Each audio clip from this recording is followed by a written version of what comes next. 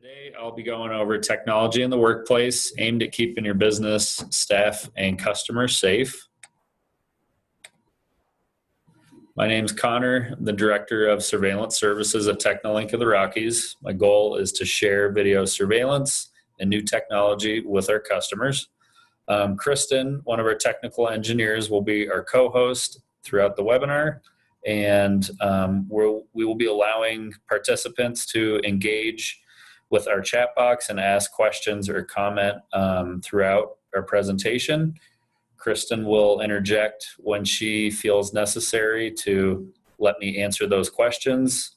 And if anything comes up, feel free to use that chat box as you feel necessary.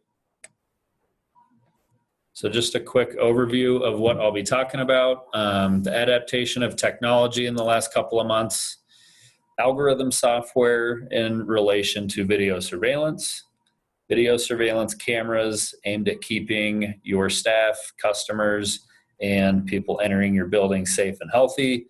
And then lastly, going to be touching on a couple businesses that are already utilizing these technologies and how it's helping their businesses already.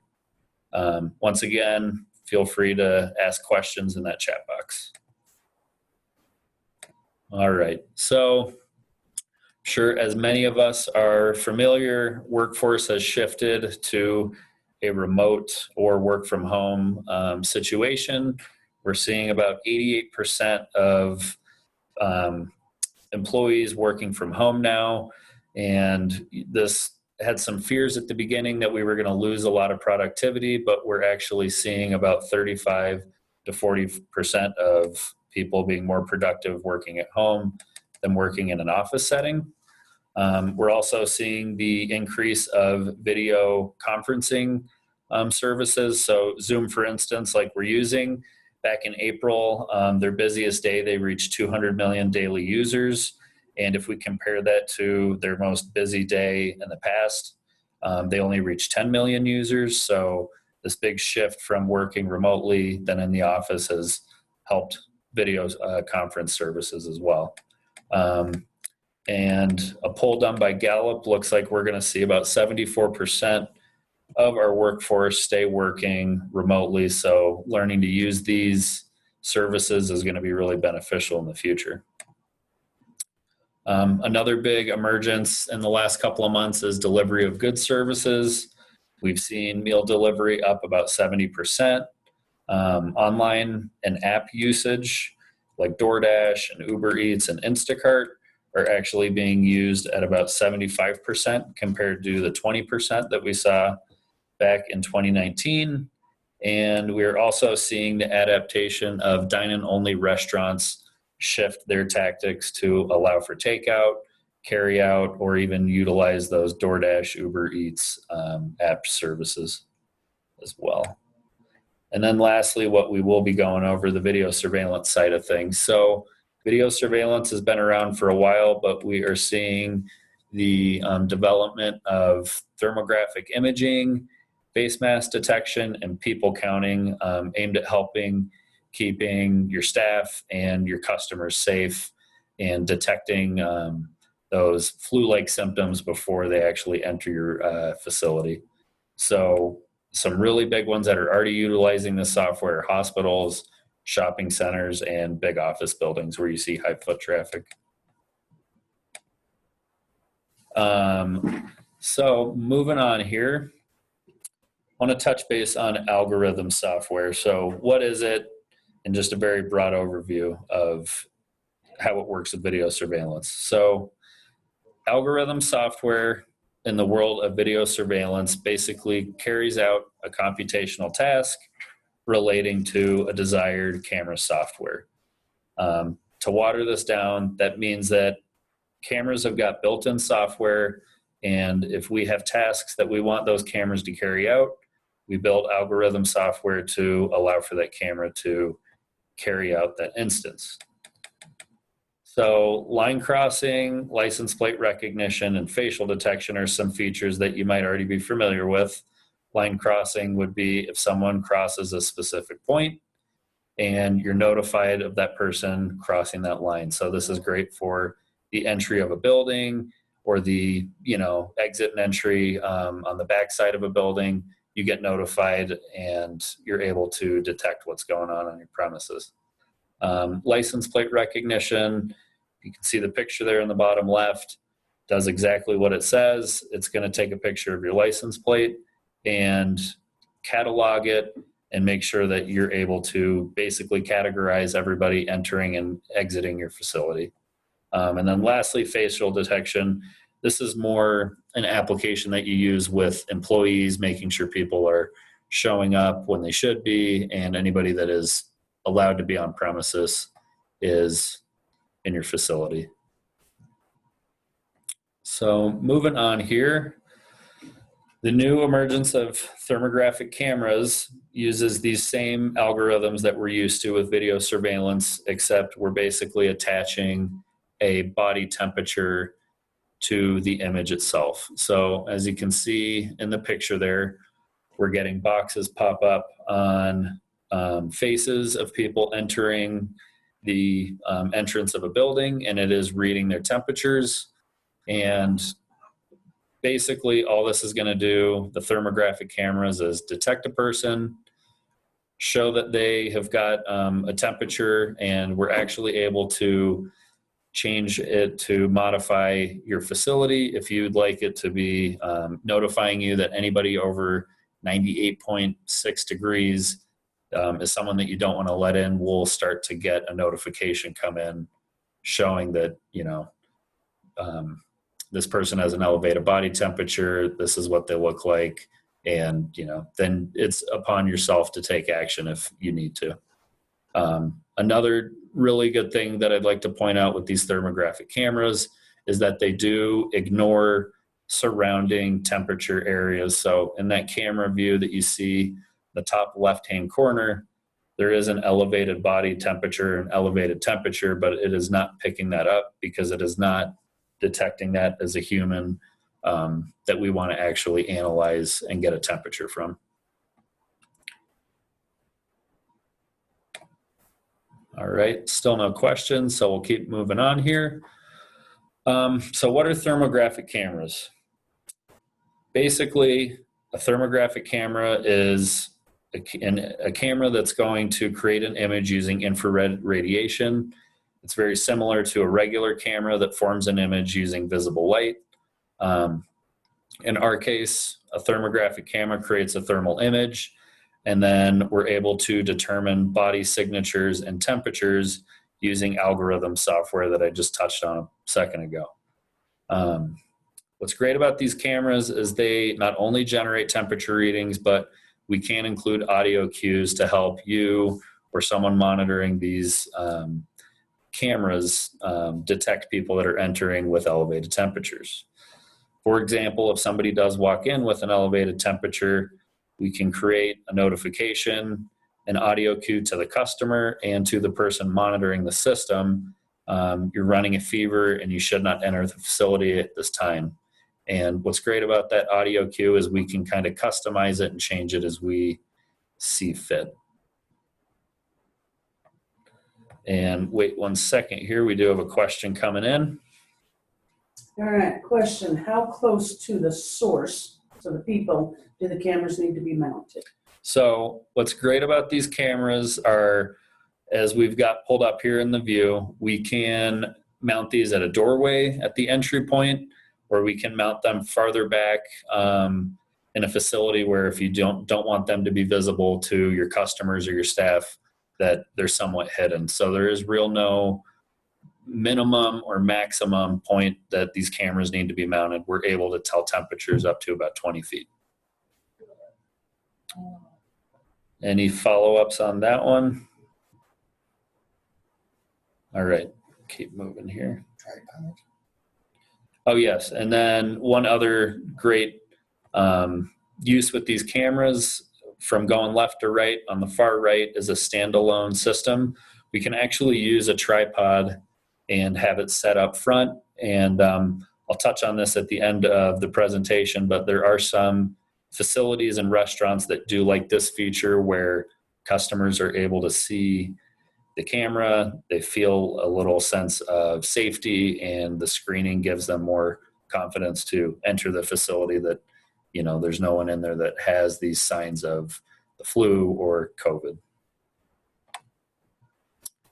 All right, so this is just some additional software that is developed that we can use with the thermographic images.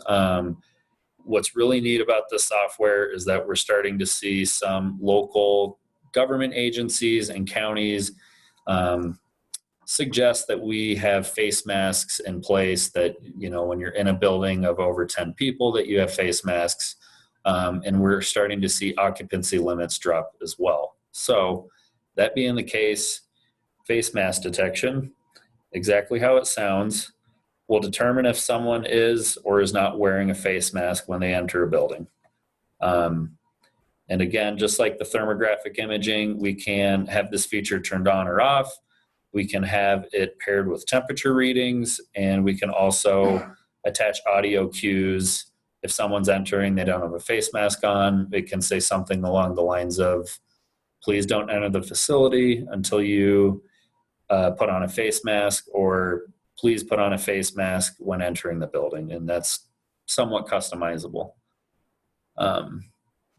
Moving on to people counting.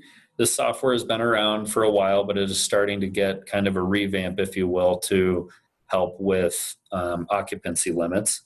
And people counting, just like it sounds, counts people exiting and entering a building. We can actually have a live count of people that are in the building. And this is based on that algorithm software, where if 20 people have entered the building and 10 people have left the building, we have 10 live people within the building.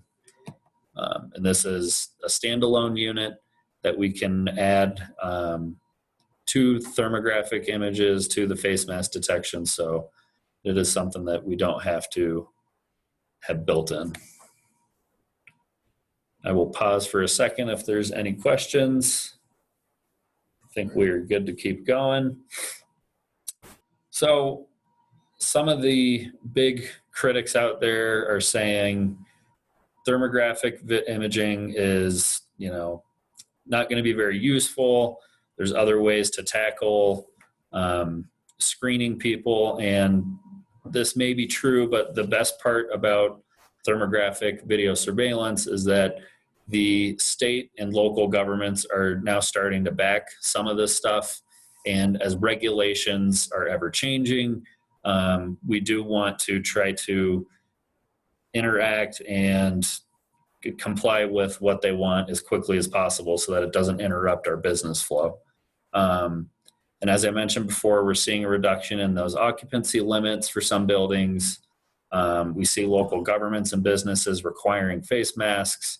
And in order to comply with these requests, the best thing that we can do at the moment is use precious resources, employees, to physically track and monitor people to wear a face mask or check their temperatures. And this kind of defeats the purpose of social distancing, face-to-face contact, and allowing for people to kind of come and go with these possible symptoms. So Home Depot and Safeway right now, for instance, are specifically hiring personnel to monitor their entries and exits, make sure people are wearing face masks, and counting people to make sure they're at the correct occupancy limits. So, just right there, having 1 to 2 people at each store can really add up. And a thermographic video camera can do all of this for us, and it's really saving us a lot of time and effort and resources in the long run. Keep moving here. Oh, hold on. Question coming in. Beth wants to know, is this done with one camera only in the facility, or are multiple cameras required? That is a great question. So it can be done with one camera at the entry and exit of all of our facilities. And for instance, I'm going to be getting into Amazon, their fulfillment centers. They actually have got multiple cameras throughout the facility to not only monitor people entering and exiting, but making sure that people aren't developing symptoms as they work. Because as we know, you might wake up with no fever, and at the end of the day, you might have one or start to develop these symptoms. But back to the original question, we can't have it be a standalone system where it's just at the entry or exit or wherever you deem necessary, or we can have multiple throughout a building. Any follow-ups on that? Good to go. All right. So moving along here with Amazon, the Thornton facility in Colorado was the first facility here in the U.S. to basically test these thermographic cameras. And they did it for a number of reasons, but the biggest reason was employees were complaining about how many people were in the building, how they weren't being screened, and basically unsafe work conditions. And this was during the peak of COVID-19. So what they decided to do was implement thermographic video surveillance cameras throughout the buildings. And this actually removed the time associated with checking employees' temperatures physically, because that's what they were doing originally, was having people with a forehead thermometer check temperatures to make sure they were okay to enter work. So we now were limiting face-to-face contact, which is a big deal. And then another thing is that Amazon was so pleased with these results of requiring less time, no contact, that they started to expand this practice throughout all their fulfillment centers. And it's still ongoing because Amazon is such a big company, but they started rolling this out in May and plan on having all their facilities done by the end of June, which is really big. All right, so now on to a more smaller and practical application in my eyes. 929 Kitchen and Bar is a restaurant out in South Carolina. They were one of the first restaurants in the U.S. to purchase a thermographic camera in the use of personal consumption and getting people back in the doors. The owner of 929 was seeing sales drop dramatically. They've been at about 70% of what they had been before. They couldn't solely rely on takeout.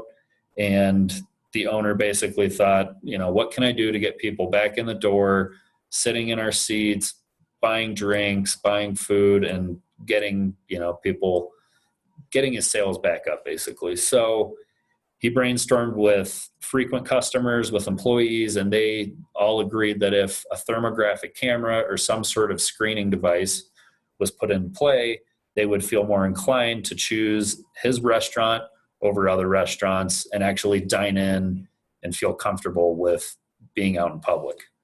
And as he implemented this, he again asked his customers, asked his employees how they felt, and the sentiment was the same across the board. Everybody felt very comfortable. They again said that they 100% would choose his restaurant over competitors because he implemented the software, and it's so far been a big success for him. All right, so just some final notes if any other questions come up.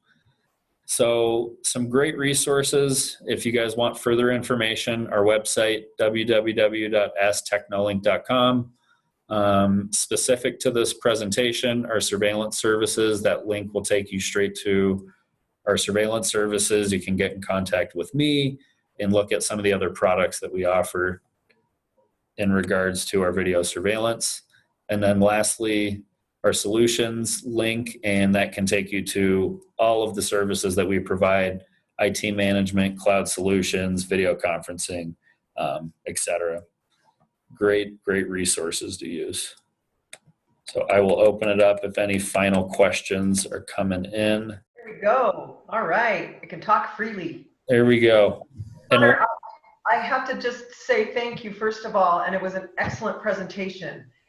Great. You are very well spoken, mister. You really appreciate are. It.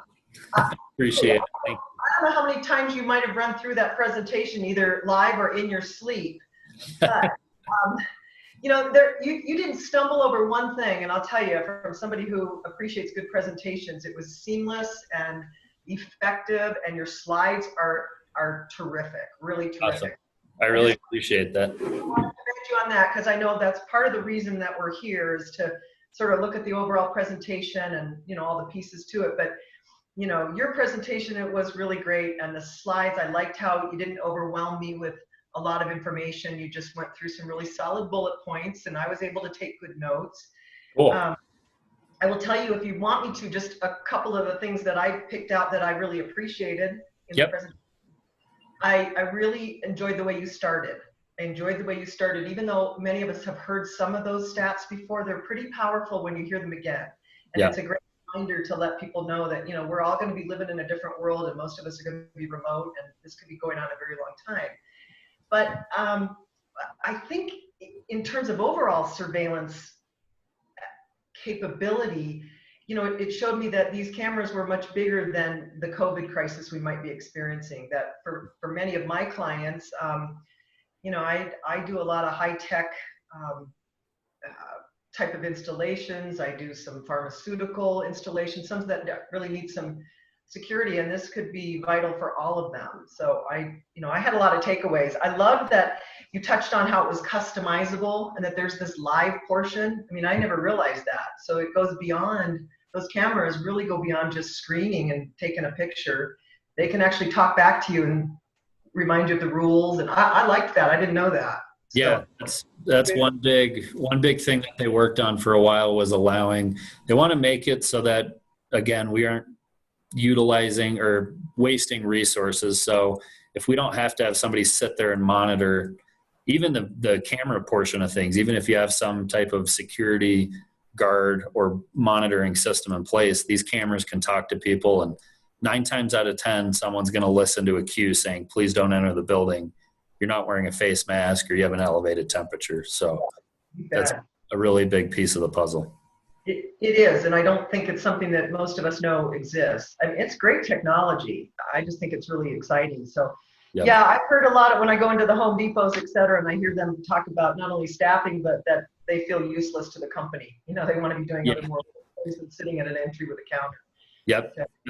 The Safeway that I've been going to is the same way. There's a lady she's been there for the last 3 weeks, Monday through Sunday, and she just, I feel for her. She doesn't look like she's enjoying it one second. That's all she does. People count.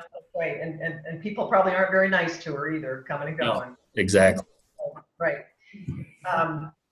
Yeah, I just congratulations. It was a great presentation, and it really was, and it was very effective, very interesting, and I appreciated that it was concise and the other point that I liked was the Amazon story. That's pretty powerful to know that they were the first in the country and kind of a leader here in our community. So that's a great story to tell. Yeah, I think so too. I think that's really good. It is really cool. Yeah. So nice job, Connor. I actually learned some things today. Thank you. Yeah, no, I appreciate all the kind words.